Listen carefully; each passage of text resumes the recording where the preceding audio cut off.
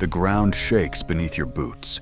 Smoke curls across the battlefield like a living thing. Cannons roar in the distance, and the air tastes of iron and ash. But what grips you now isn't the thunder of artillery. It's the silence between shots. A silence filled with something the British have never felt before. In the early hours of October 19th, 1781, the battered remains of the British Army in North America stood in silence. Smoke from days of relentless bombardment still carried the scent of burnt timber and shattered earth. The fields around Yorktown were scarred by trenches, craters, and fallen defenses that had once promised safety. Now, they marked the place where an empire's ambition faltered. As exhausted British soldiers prepared to march out and surrender their arms, the world was watching closely, not through cameras or headlines, but through the political, military, and moral shockwaves that would soon ripple across continents. The battle was over, but its consequences had only begun. This was the moment that changed the trajectory of the American Revolution and reshaped the future of global power.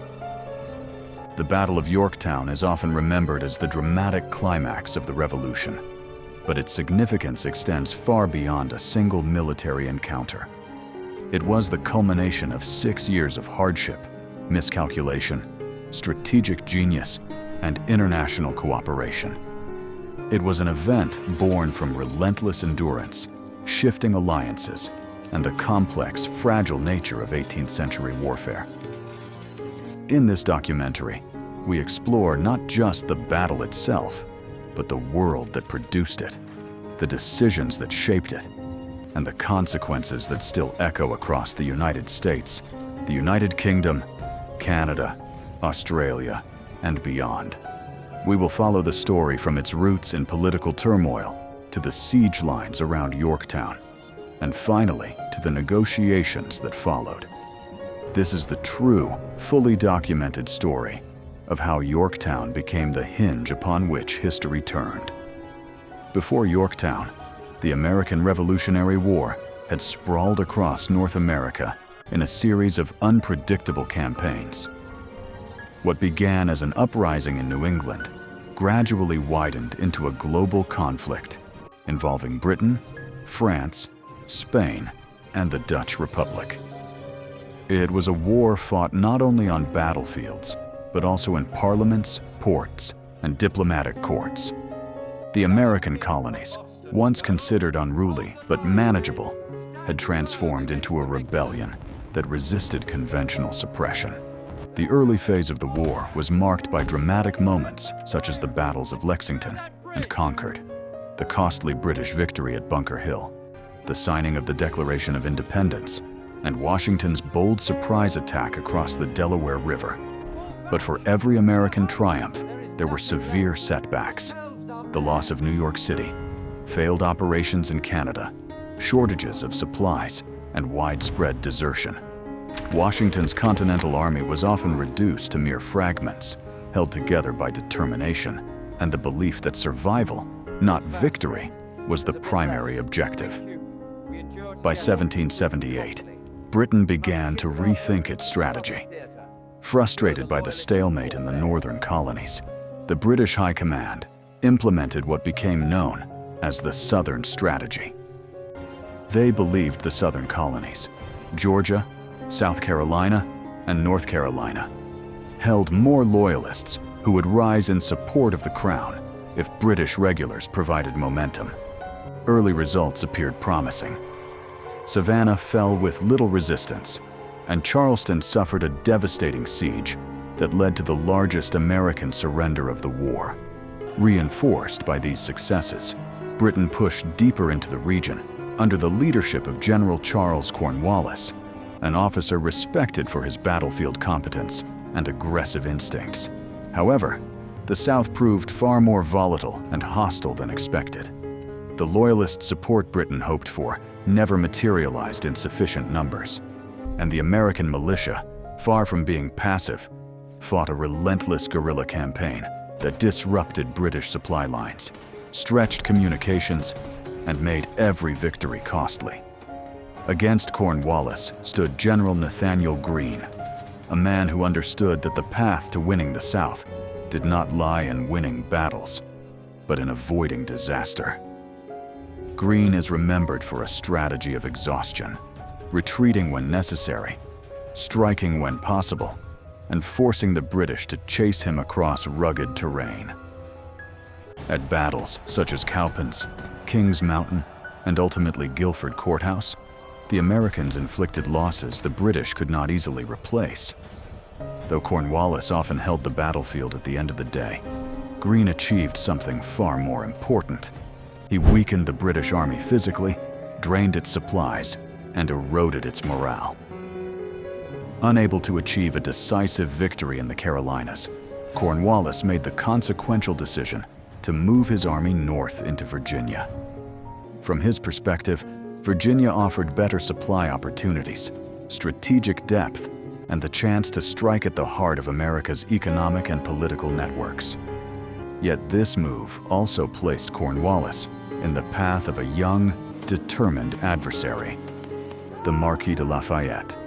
Still in his early 20s, Lafayette commanded a division of Continental troops and militia. While he lacked Cornwallis's experience, he possessed energy, diplomatic influence, and deep loyalty to Washington. His mission was clear: avoid a full-scale engagement until reinforcements arrived and keep Cornwallis under observation. Lafayette's strategy frustrated Cornwallis and prevented him from operating freely. The turning point in the Yorktown campaign came not on land, but at sea. France's entry into the war in 1778 had dramatically expanded the conflict, and by 1781, French support became decisive.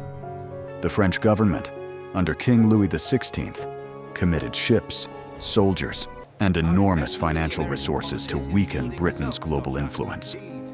In the Caribbean, French Admiral François-Joseph Paul de Grasse commanded a powerful fleet. When de Grasse received intelligence about British activity around Virginia, he made a critical decision. He sailed for the Chesapeake Bay instead of New York. This movement caught both Washington and Cornwallis by surprise. Washington, upon learning of de Grasse's plan, made one of the boldest decisions of his military career. Instead of continuing to pressure the British in New York City, he shifted the entire Franco-American army southward in a coordinated march involving thousands of soldiers, miles of wagons, and a strict timetable aligned with French naval operations. Washington had long dreamed of retaking New York, but he understood that Yorktown offered a rare, perhaps fleeting opportunity to trap a major British force. By late summer, events accelerated rapidly. De Grasse arrived at the Chesapeake with a fleet far superior to anything the British could assemble in the region. When the British Navy attempted to relieve Cornwallis, they encountered de Grasse in the battle now known as the Battle of the Chesapeake. Modern historians agree that while the battle was tactically inconclusive, its strategic impact was enormous. The British fleet withdrew, leaving Cornwallis isolated without naval support. Cornwallis's army became trapped on the Yorktown Peninsula, unable to escape by sea, and slowly encircled by land. As the Franco-American army arrived in late September, the siege began. Siege warfare in the 18th century was slow, methodical, and unforgiving. Washington and French General Rochambeau organized their forces with precision, constructing parallel lines of trenches and steadily tightening the noose around British positions. Artillery batteries were positioned to destroy British defenses, dismantle fortifications, and demoralize soldiers inside. The bombardment was relentless. Buildings collapsed, gunpowder magazines erupted, and the night sky flickered with the glow of cannon fire. British diaries from these days describe sleepless nights, constant danger, and a growing sense of hopelessness. One of the pivotal moments in the siege came with the assault on redoubts 9 and 10. These two British defensive positions protected the last viable line Cornwallis had left. Capturing them would allow Washington to bring his artillery closer and force an inevitable surrender. The French army was assigned Redoubt 9, and American light infantry, under the command of officers, including Alexander Hamilton, were assigned Redoubt 10. The nighttime assault was brief but intense. Under fire from British defenders, the attackers advanced quickly, using bayonets and determination to overwhelm the positions. Their success opened the way for the final phase of the siege. With his defenses collapsing and no relief in sight, Cornwallis attempted a desperate nighttime evacuation across the York River to Gloucester Point. But nature intervened. A sudden storm scattered and overturned the boats, making the evacuation impossible. With no escape by land or sea, the British commander had no choice but to negotiate terms. On October 19th, Cornwallis's army marched out of Yorktown and laid down its arms, though Cornwallis himself did not appear at the surrender ceremony, citing illness. The impact of his capitulation was unmistakable. The surrender did not instantly end the war, but it crippled British political resolve. The British public, already weary of the conflict, demanded change. Parliament soon voted to cease offensive operations against the American colonies. Negotiations in Paris began in earnest. By 1783, the war formally concluded with the Treaty of Paris, recognizing the independence of the United States. Understanding the significance of Yorktown requires examining not just what happened, but why it happened. One major factor was the international dimension of the war. France's involvement, both on land and at sea, transformed what might have been a prolonged rebellion into a viable struggle for independence. Historians widely agree that without French naval superiority at the Battle of the Chesapeake, the victory at Yorktown would not have been possible. The Franco-American alliance demonstrated the power of coordinated strategy, shared intelligence, and joint operations. Washington's leadership was another decisive factor. His ability to adapt, coordinate, and seize opportunity influenced the entire trajectory of the campaign. While Washington suffered numerous setbacks earlier in the war, Yorktown reflected the culmination of lessons learned through hardship. His willingness to abandon the long-held objective of retaking New York in favor of a high-risk strategy in Virginia demonstrated strategic maturity. Cornwallis's decisions also shaped the outcome. Although he was a capable commander, several miscalculations contributed to his situation at Yorktown. He underestimated the mobility of the Continental Army, misjudged the likelihood of large-scale French naval involvement, and relied heavily on relief from the Royal Navy at a time when British global commitments were stretched thin. Still, historians emphasize that Cornwallis was placed in a position shaped by decisions made far above his rank. Britain's divided political leadership, global wars in multiple theaters, and logistical constraints all contributed to the collapse of the campaign. The relevance of Yorktown extends far beyond the Revolutionary War. For audiences in the United States, it represents the achievement of national independence and the birth of a political experiment that would shape the modern democratic world. For viewers in the United Kingdom, Yorktown is a reminder of how global challenges forced Britain to reevaluate its imperial strategy, eventually leading to reforms that strengthened parliamentary governance and reshaped the British Empire. For Canada and Australia, both of which developed under the umbrella of British institutions in the years after Yorktown, the battle contributed indirectly to the evolution of political systems, independence movements, and national identities shaped through constitutional development rather than revolution. Yorktown remains a testament to cooperation across borders. The alliance between the United States and France demonstrated that shared purpose could overcome vast differences in culture, language, and tradition.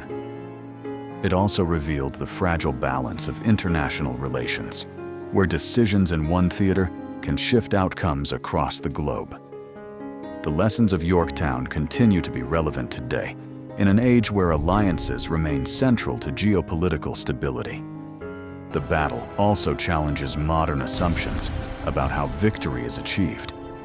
Yorktown was not a triumph of overwhelming force, but a product of timing, coordination, diplomacy, and persistence.